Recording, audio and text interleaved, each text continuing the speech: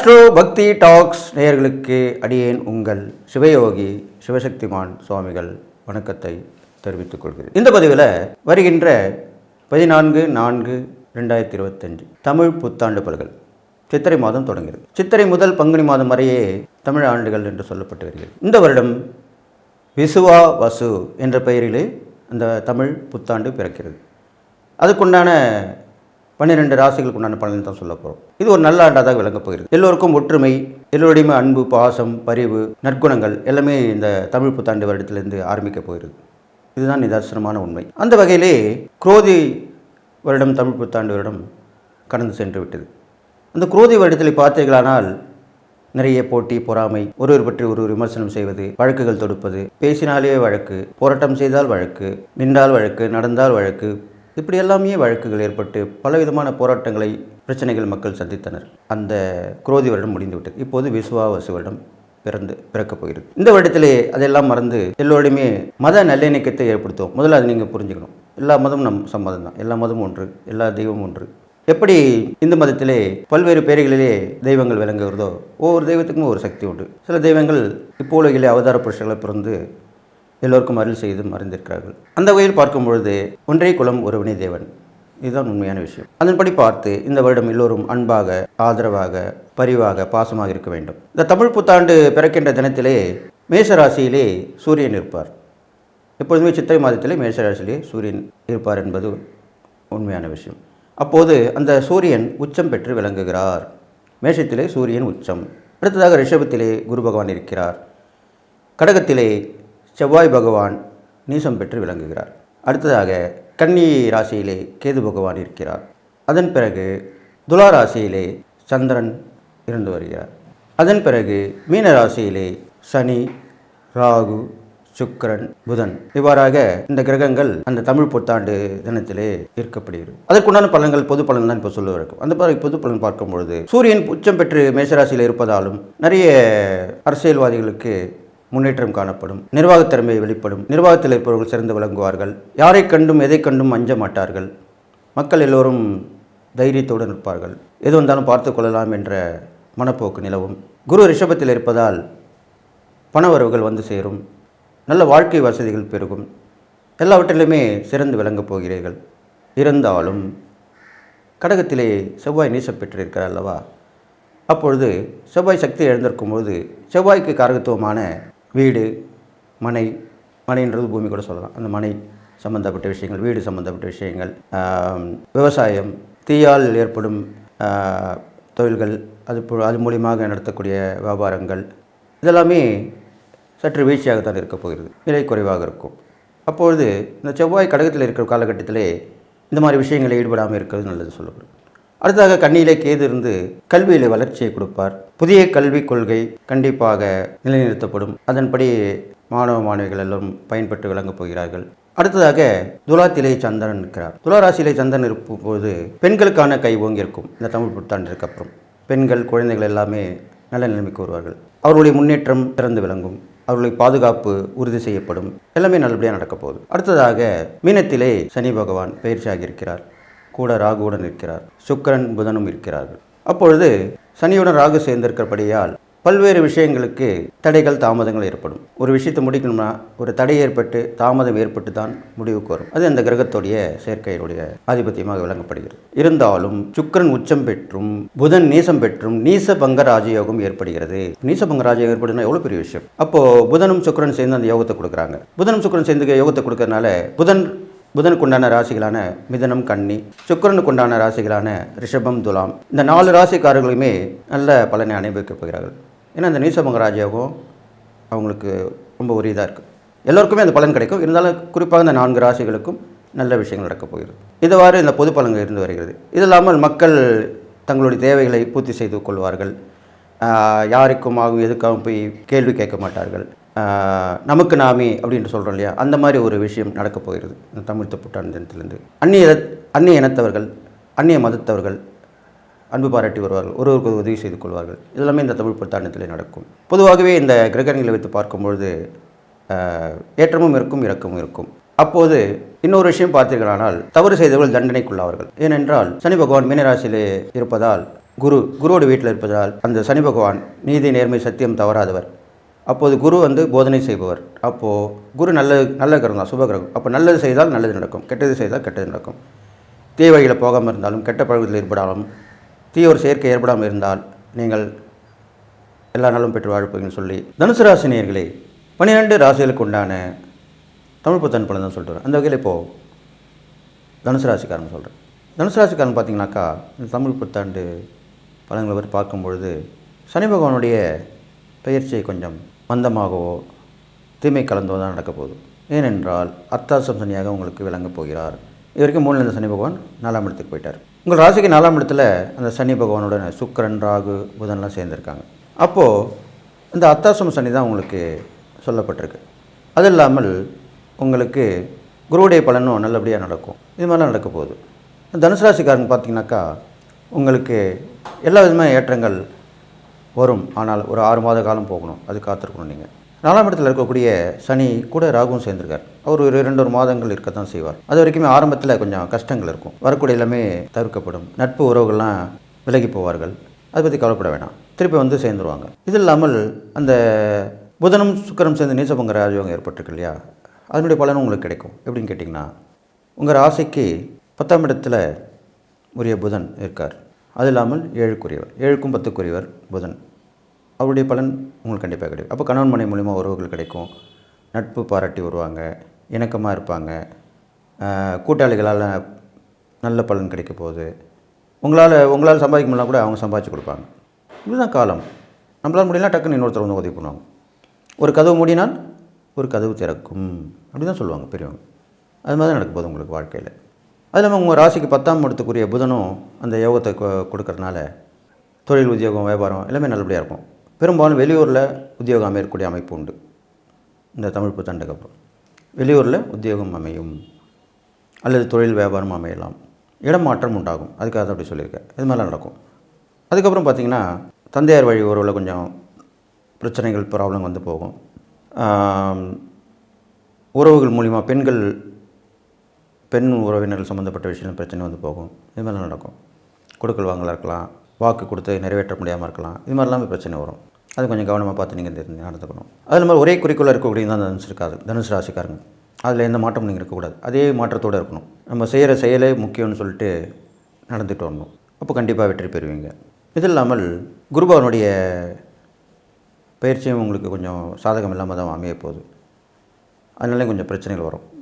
பேர் கெட்டு போகிறது, நீங்கள் எவ்வளோ நல்லது செஞ்சாலும் கெட்டது தான் செஞ்சீங்கன்னு சொல்லுவாங்க. இது மாதிரிலாம் நடக்கும். முதல்ல 6 மாத காலங்கள் நல்லாயிருக்கும். அதுக்கப்புறம் வரக்கூடிய 6 மாத காலங்கள் பிரச்சனைகள் தான் சந்திக்க நேரிடும். அது முன்னெச்சரிக்கையாக சொல்கிற போது தான் நீங்கள் அதை பயன்படுத்தி காப்பாற்றிப்பீங்க. அதுலேருந்து மீண்டு வந்துடுவீங்க, உஷாராக இருப்பீங்க. அதுக்காக தான் அப்படி சொல்லியிருக்கு. அது இல்லாமல் ஒரு ராசியாதிபதி குருவாக இருக்கிறனால குரு வழிபாடு உங்களுக்கு வந்து தான் இருக்கும். வியாழக்கிழமை நீங்கள் ஒரு குருவை தேர்ந்தெடுத்திருப்பீங்க. இல்லைனா ஒரு குருவை தேர்ந்தெடுத்து வச்சுட்டு அவர் வியாழக்கிழமை தோறும் விரதம் பண்ணுவாங்க. பெரும்பாலும் மௌன விரதம் இருக்கிறது ரொம்ப நல்லது. அது மாதிரி பண்ணலாம். ஜீவசமாதி தரிசனம் உங்களுக்கு நல்ல சக்தியை கொடுக்கும், தன்னம்பிக்கை கொடுக்கும், பிரச்சனைகளை தீர்க்கும். அப்போ நீங்கள் அடிக்கடி ஜீவசமாதி தரிசனம் போயிட்டு வரலாம். அங்கே உட்காந்து தியானம் பண்ணிட்டு வரலாம். பௌர்ணமியில், வியாழக்கிழமை, அமாவாசை இது மாதிரி தினங்கள்லாம் போயிட்டு வரலாம். பெரும்பாலும் ஆஞ்சநேயர் வழிபாடு உங்களுக்கு ரொம்ப விசேஷமான பலனாக சொல்லப்பட்டிருக்கு. அவர் வணங்கி வழிபட்டு வந்தாலே உங்களுக்கு நன்மைகள் அதிகமாக கிடைக்கும். எதுனே வெளியே வந்துடுவீங்க, மாட்டிக்க மாட்டீங்க. தொடர்ந்து அந்த வழிபாடு இருந்து வந்தால் ரொம்ப விசேஷம். அது இல்லாமல் தனுசு ராசிக்காரங்க பார்த்தீங்கன்னாக்கா ஏதோ ஒரு குறை மனசுக்குள்ளே இருக்கிற மாதிரி இருக்கும் இந்த காலகட்டத்தில். அதுக்கு நீங்கள் என்ன பண்ணணும்னு கேட்டிங்கன்னா, தியான மார்க்கமாக போகலாம், 4 பேருக்கு அன்னதானம் பண்ணலாம், உதவி பண்ணலாம். அன்னதானம் பண்ணுறது மட்டும்தான் தான தர்மம் இல்லை, நம்ம சரீர உதவி கூட பண்ணலாம். அதுவும் ஒரு தானத்தில் தான் சேர்ந்தது. அது ஒரு தான தர்மமாக தான், அது ஒரு பரிகாரமாக தான் சொல்லணும். ஒருத்தங்களால் நடக்க முடியல, அவங்களுக்கு கூட ஹெல்ப் பண்ணிட்டு கூட்டின்னு போகலாம். வண்டியில் போனால் ஈஸியாக இருக்கும்னு சொல்லி அவங்கள வண்டியில் கூட்டின்னு போயிட்டு வரலாம். அவங்களுக்கு இருக்கிற பிரச்சனைகளுக்கு கூட வந்து ஆறுதல் சொல்லலாம். அவங்கள கூட்டின்னு போய் அந்த அரசாங்க சலுகை எதை கிடைக்காது அதை வாங்கி கொடுக்கலாம். இது மாதிரிலாம் பண்ணலாம். அப்போ நீங்கள் அது மாதிரி கூட்டின்னு போய் செஞ்சாலே அந்த பாதி பலன் உங்களுக்கு கண்டிப்பாக கிடைச்சிடும். இதுக்கப்புறம் பார்த்தீங்கன்னாக்கா இந்த வேண்டுதல் பிரார்த்தனைலாம் வருது, தெய்வ பிரார்த்தனை சொல்லிகிட்டு இருக்கோம். அந்த வகையில் பார்க்கும்போது உங்களுக்கு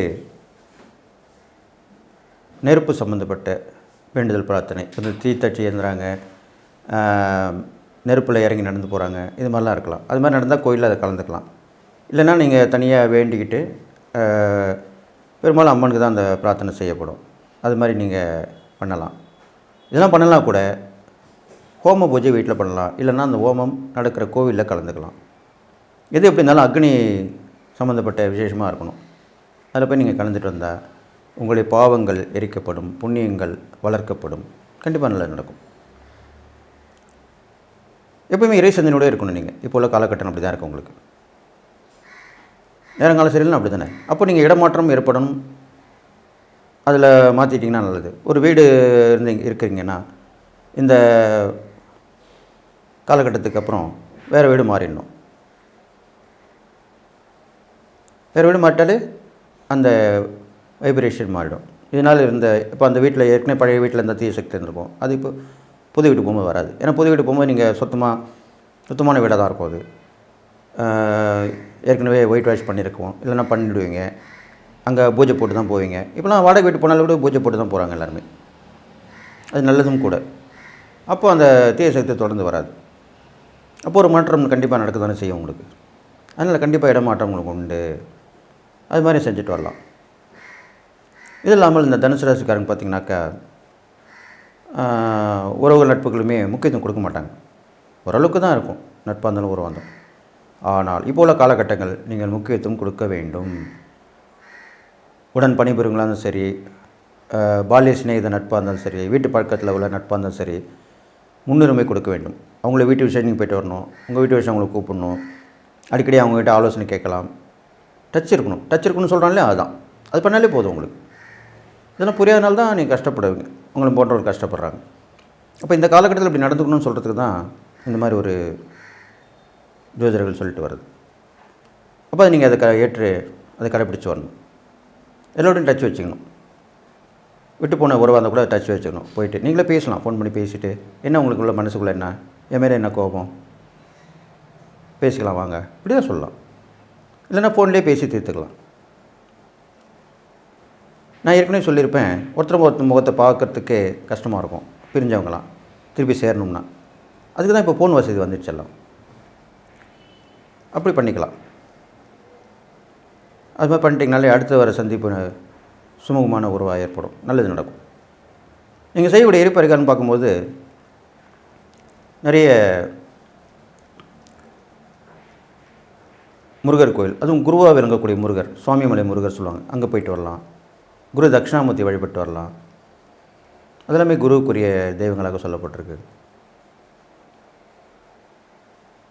அது இல்லாமல் நவகிரகத்தில் உள்ள குருவை வழிபட்டு வரலாம். இது மாதிரிலாம் பண்ணிட்டு வரலாம். அடிக்கடி அன்னதானம் பண்ணலாம். வியாழக்கிழமையில் பெரும்பாலும் அன்னதானம் பண்ணிட்டு வரது நல்லது. நீங்கள் பிறந்த கிழமை, நட்சத்திரம், அந்த மாதிரி நாளில் கூட அன்னதானம் பண்ணிட்டு வரலாம். எல்லாம் செய்யலாம். இது இல்லாமல் குழந்தைங்களுக்கு அடிக்கடி உணவுகள், அவங்களுக்கு பிடிச்ச விஷயங்கள் வாங்கி கொடுக்கணும். இது மாதிரிலாம் பண்ணிட்டு வந்தீங்கனாலே அந்த குழந்தைங்களுக்கு மகிழ்ச்சியால் புண்ணியம் உங்களுக்கு வந்து சேரும். நிறைய படிப்புக்கு உதவி பண்ணலாம், செய்யலாம். உங்களுக்கு கற்றுக் கொடுத்த ஆசிரியர்கள், இல்லை ஏழ்மையில் இருக்கிற ஆசிரியர்கள் கேள்விப்பட்டிங்கன்னா அவங்களுக்கு போய் உதவி பண்ணிட்டு வரலாம், செய்யலாம். இதெல்லாம் சூட்சமான பரிகாரம் சொல்லப்பட்டிருக்கு. அப்போ தனுசு ராசிக்கு கெட்ட நேரம் வந்தால் கூட அது நல்ல நேரமாக மாற்றிக்கலாம். நான் சொன்ன இறை பரிகாரம் தான் பண்ணிட்டு வந்தீங்கன்னா கண்டிப்பாக மாறிடும். அதனால் உங்களுக்கு இந்த புத்தாண்டு பலன்கள் ஏற்ற இறக்கமாக தான் இருக்க போகுது. அதில் வெற்றி பெற்று நல்வாழ்க்கை வாழ போகிறீங்க.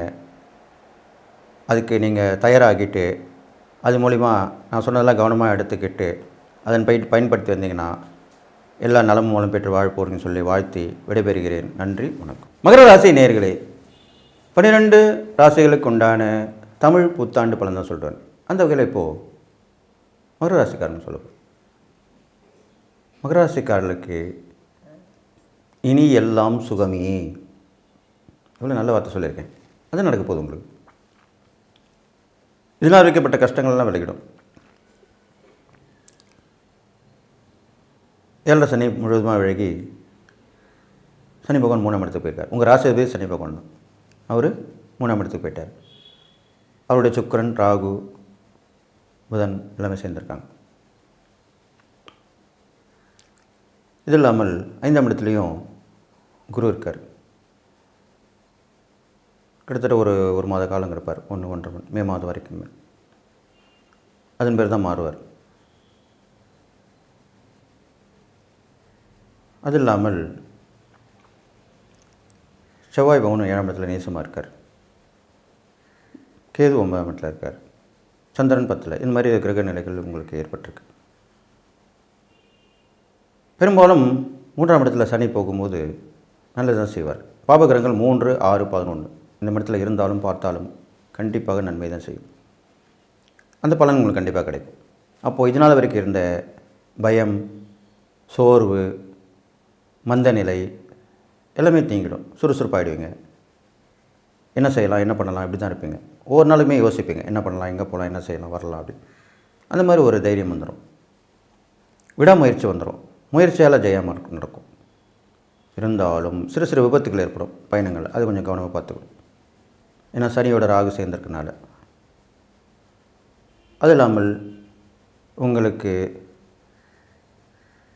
சகோதர சகோதரி மூலியமாக நல்ல உதவி ஒத்தாசை கிடைக்கும். கூட பக்கபலமாக இருப்பாங்க. உங்களுக்கு திருமணமாகி இருந்தால் அந்த கணவன் வழி ஒரு மனைவி ஒரு அவங்க மூலிமா நல்லா நடக்கும். எல்லாமே நடக்க போகுது. இது இல்லாமல் ஒரு 2 மாதங்களுக்குள்ள நல்ல ஒரு மேன்மையான நிலை ஏற்படும். அதை நீங்கள் கரெக்டாக அதை சரி பண்ணிக்கணும். ஏன்னா அடுத்து ஒரு காலங்கள் குரு மாறினோன்னு கொஞ்சம் சரியில்லாமல் போகிறதுனால வரக்கூடிய வாய்ப்புகளை நீங்கள் பயன்படுத்தி சரி பண்ணி வச்சுக்கணும். பிளான் பண்ணி சரி பண்ணிக்கணும். அப்போ கஷ்டப்பட மாட்டீங்க. அது இல்லாமல் மகர ராசிக்காரன் பார்த்திங்கனாலே சனியோட ஆதிக்கம் தான் மீந்து விளங்கும். ஒரே குறிக்கோளோடு இருப்பீங்க. நீதி, நேர்மை, சத்தியம் இப்படிலாம் இருப்பீங்க. அதே மாதிரியே வாழ்ந்தாலே போதும். பேராசைப்படக்கூடாது. அது பெரிய நஷ்டமாக போயிடும். அதிக பயணங்களும் மேற்கொள்ளக்கூடாது. அதுலேயும் கொஞ்சம் பிரச்சனையாக இருக்குது. அதனால் பார்த்து நடந்துக்கணும். இது இல்லாமல் உங்களுக்கு அரசியலிலே ஒரு மாற்றம் ஏற்படும். கண்டிப்பாக மாற்றம் ஏற்படும். தமிழ் புத்தாண்டு ஆரம்பிச்சுன்னு ஒரு மாற்றம் கண்டிப்பாக வரும். அந்த மாற்றத்தை தக்க வச்சுக்கணும். எப்பயுமே நம்மளுக்கு ஒரு பொறுப்போ பதவியோ வந்துட்டு அதை தக்க வச்சு தான் பார்ப்பாங்க. எல்லாமே அப்படி தான் நினைப்பாங்க. அது எந்த துறையாக கூட இருக்கட்டும். பெரும்பாலும் அரசியலில் இருக்கவங்க ஆண்டு அனுபவிச்சவங்க அதை விட்டு கொடுக்க மாட்டாங்க. அவங்கள பதவி விட்டு தர மாட்டாங்க. கூட்டணி கட்சி வருது, எங்களுக்கு முதல்வர் பதவி கொடுங்கன்னா கொடுக்க மாட்டாங்க. எப்படி கொடுப்பாங்க? அவங்க கேட்குறது பெரிய பதவி இல்லையா? அதுன்னு உண்மை. அதனால் கொடுக்கறதுக்கு கண்டிப்பாக யாருமே யோசிப்பாங்க. அப்படிப்பட்ட வாய்ப்பு தான் அவங்களுக்கு வரப்போகுது. அது நீங்கள் பலன் அதை நல்லா யோசனை பண்ணி செஞ்சு முடிவு எடுத்து சரி பண்ணிக்கணும். பிரபலமானவங்களுக்கு தொடர்பு கிடைக்கும். நல்ல ஒரு வாழ்க்கை வந்துடும். முதல்ல 2-3 மாதங்கள் நல்லா தான் இருக்கும். அதுக்கப்புறம் தான் கொஞ்சம் கொஞ்சம் மாற்றங்கள் ஏற்படும். மறைமுக எதிர்ப்புகள் வரும். கண்டிப்பாக மறைமுக எதிர்ப்புகள் வரும். அது சமாளிக்கக்கூடிய ஆற்றல் உங்களுக்கு வந்திருக்கணும். அதுக்கு முன்னாடி நீங்கள் தயார் பண்ணி வச்சுக்கணும். இப்போ சொல்கிறாங்க இல்லையா, ஒரு பேச்சுக்கு இப்போது நம்மளுக்கு ஆபத்து வருதுன்னாக்கா, நம்ம கொஞ்சம் பிரபலமான ஆள், மக்கள் செல்வாக்குள்ள ஆளுனாக்கா கண்டிப்பாக பாதுகாப்பு கொடுக்கப்படும். அரசாங்கத்து மூலிமா கொடுக்குறோம். இப்போ சமயத்தில் பார்த்துருப்பீங்க, கேள்விப்பட்டிருப்பீங்க. அரசாங்கமே கொடுக்கும், இல்லைன்னா நம்ம கேட்டு வாங்கிக்கலாம், தப்பு கிடையாது. அது மாதிரி கூட நீங்கள் பண்ணிக்கலாம். உங்களுக்கு அப்படி பயம் இருந்தால். இல்லை நீங்கள் அந்த மாதிரி இல்லை, சாதாரணமாக இருக்கீங்க திரும்ப, ஆனால் உங்களுக்கு பிரச்சனை இருக்குன்னா கொஞ்சம் முன்னாடி சொல்லி வைக்கிறது நல்லது. இதெல்லாம் சொல்லி வைக்கலாம். இப்போது காவல்துறையில் இப்போ நம்ம வீட்டில் நிறைய பொருள் இருக்குது, எல்லாமே விட்டுட்டு போகிறோம், வேலை வந்தது இருக்குது, ஊருக்கு போகிறோம், டூர் போகிறோம் அப்படின்னா பக்கத்தில் போலீஸ் ஸ்டேஷன் சொல்லுவாங்க அவங்களே. நீங்கள் அப்படி வீட்டை பூட்டிகிட்டு போகிறதா தான் எங்கிட்ட சொல்லிட்டு போங்க. நிறைய பேர் அப்படி செய்கிறது கிடையாது. அதுக்கப்புறம் தான் வந்து பார்த்துட்டு பூட்டை உடஞ்சிருக்கு, பொருள் போயிடுச்சு, பணம் போயிடுச்சு, நகை போயிடுச்சு, இப்படி தான் சொல்லுவாங்க. அப்போது இந்த காலகட்டத்தில் நீங்கள் மகராசிக்காரங்க அது மாதிரி தான் நினைக்கணும். உங்களுக்கு ஆபத்தோ அச்சத்தில் வரும்போது அது கண்டிப்பாக காவல்துறைக்கு தெரியப்படுத்தணும். இல்லை உங்களுக்கே நீங்கள் கொஞ்சம் வசதி வாய்ப்பு இருந்தால் பாதுகாப்பு பலப்படுத்திக்கணும். பாடி கார்டுன்னு சொல்லுவாங்க, அந்த மாதிரி ஆளில் வச்சுருப்பாங்க, அவங்களாம் பலப்படுத்திக்கணும். அது கூட இல்லாமல் இருக்கவங்கன்னா நண்பர்கள் உறவினர்களுக்கு பாதுகாப்பாக வச்சுக்கணும் கூட. அவ்வளோதான் விஷயம், வேறு ஒன்றும் இல்லை. எல்லாத்துக்குமே ஒரு பாதுகாப்பு வேணும், அதுதான். அதுக்காக தான் அப்படி சொல்லியிருக்கேன். அது இல்லாமல் மகர ராசிக்காரர்களுக்கு வெளியூர் பயணம், வெளிநாட்டு பயணம்லாம் கொஞ்சம் அமையறது கொஞ்சம் காலதாமதமாக ஆகும். அது வரைக்கும் பொறுமையாக இருக்கணும். அதுக்குன்னா முயற்சியில் இறங்கி அதெல்லாம் சரி பண்ணி வச்சுக்கணும். அடுத்த ஒரு 6 மாதங்களுக்கு அப்புறம் அந்த முயற்சி பலனளிக்கும். ஆன்மீக ஈடுபாடு அதிகமாக இருக்கணும். கோயிலுக்குள்ளே நிறைய போயிட்டு வரணும். உங்கள் ராசியாதிபதி சனி பகவானாக இருக்கிறனால ஈஸ்வரன் வழிபாடு, சிவன் வழிபாடு, பழமையான சிவன் கோயில் போயிட்டு வர்றது, ஆஞ்சநேயர் வழிபாடு, விநாயகர் வழிபாடு, இது மாதிரிலாம் பண்ணிட்டு வரணும். தொடர்ந்து பண்ணிட்டு வரணும். சனிக்கு பிரீத்தி பண்ணிட்டு வரலாம். இது மாதிரிலாம் செய்யலாம். அது இல்லாமல் உங்கள் ராசிக்கு பெண்களால் பிரச்சனைகள் வரும். பெண்களால் கண்டிப்பாக பிரச்சனை வரும். அது குடும்பத்தில் உள்ள பெண்களாக இருக்கும். ஃபேமிலி ரிலேஷன்ஷிப் அப்படிலாம் இருக்கும். அவங்க எல்லாம் நெருக்கமாக இருக்கணும். உதவி ஒத்தாசை பண்ணிகிட்டு இருக்கணும். அப்போ தான் சரியாக இருக்கும். டிஸ்டன்ஸ் மெயின்டைன் பண்ணாலோ, அவங்களுக்கு தேவையான உதவிகள் செய்யலனாலோ பிரச்சனை கண்டிப்பாக வரும். அந்த வகையில் தான் பிரச்சனை வரும். வேறு ஒரு பெரிய பாதிக்கக்கூடிய அளவில் இருக்காது. இதெல்லாம் பார்த்து நீங்கள் தெரிஞ்சுக்கணும். அடுத்ததாக பார்த்தீங்கன்னாக்கா, கணவன் மனைவி உறவுடைய சிறு சிறு சலப்புகள் வந்து தான் போகும். தொடர்ந்துக்கிட்டே இருக்கும், அப்புறம் சரியாயிடும். விட்டு கொடுத்து ஒருத்தருக்கு ஒருத்தர் விட்டு கொடுத்து போகணும். அதுதான் விஷயம். அதுமாதிரி பண்ணாலே போதும், நல்லா ஆகிடுவீங்க. அது இல்லாமல்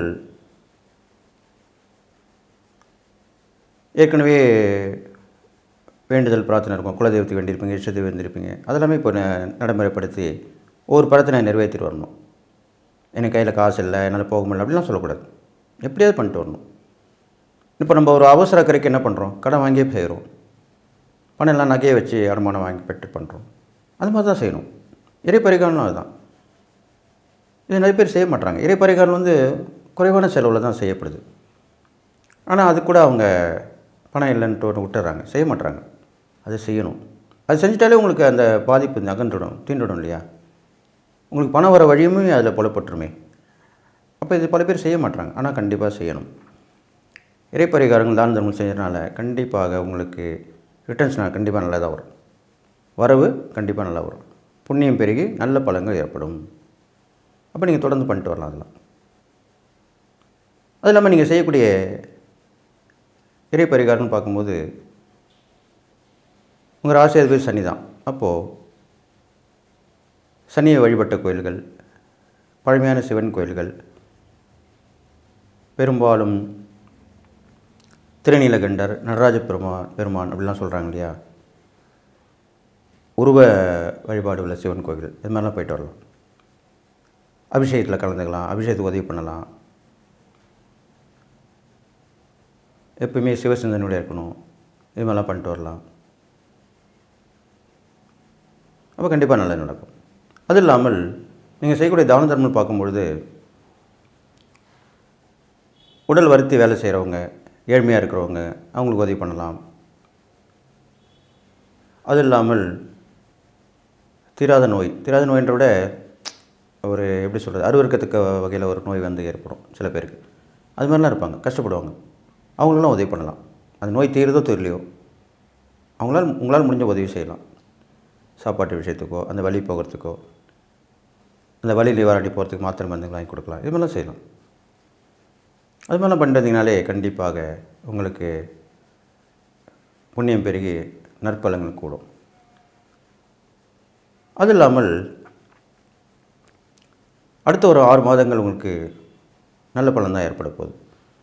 அப்போது அதில் வந்து நீங்கள் அதுக்கு முன்னாடி யோசனை பண்ணி வச்சுக்கணும். என்னென்ன பண்ணணும், என்னென்ன செய்யணும், எல்லாம் திட்டமிடுதல் எல்லாமே நல்லது தான் நடக்கும் எல்லாருக்குமே. உங்களுக்கு சொல்ல தேவையில்லை. இருந்தாலும் சில நேரத்தில் உங்களுக்கு முரட்டு பிடிவாதம் உண்டு. உங்கள் ராசிக்காரங்களுக்கு ஒரே குணமே அதுதான், முரட்டு பிடிவாதம். நம்ம ஏன் செய்யணும், நம்ம ஏன் அவங்ககிட்ட போய் தலை குனியணும், அப்படிலாம் இருப்பீங்க. அதெல்லாம் கொஞ்சம் தவிர்க்கணும், அட்ஜஸ்ட் பண்ணின்னு போகணும். அதுக்காக தான் அப்படி சொல்லியிருக்கேன். இது மாதிரிலாம் பண்ணிட்டு வந்தீங்கனாலே கண்டிப்பாக உங்களுக்கு நல்ல பலன் தான் ஏற்படும். அப்போ நான் சொல்லக்கூடிய இந்த இறைப்பரிகாரம் தானம் பண்ணிட்டு வந்தனாலே இந்த தமிழ் புத்தாண்டு பலன் உங்களுக்கு தீய பலன் ஏற்பட்டால் கூட அதை நல் பலனெல்லாம் ஆக்கிக்கலாம் நீங்கள். அது இல்லாமல் தொடர்ந்து பயணங்கள் மேற்கொள்ளும் போது கவனமாக இருக்கணும். சில நேரங்களிலே அசௌகரியம் ஏற்படும், சில இழப்புகள் ஏற்படும். அப்போது நீங்கள் உஷாராக கவனமாக இருக்கணும். இது மாதிரிலாம் பண்ணிட்டு வந்தீங்கனாலே போதும். அப்போது எது எப்படி இருந்தாலும் இந்த தமிழ் புத்தாண்டு பலன்கள் கண்டிப்பாக உங்களுக்கு நன்மை செய்யும் அப்படின்னு சொல்லி எல்லா நலமும் பெற்று வாழுன்னு சொல்லி வாழ்த்தி விடைபெறுகிறேன். நன்றி, வணக்கம்.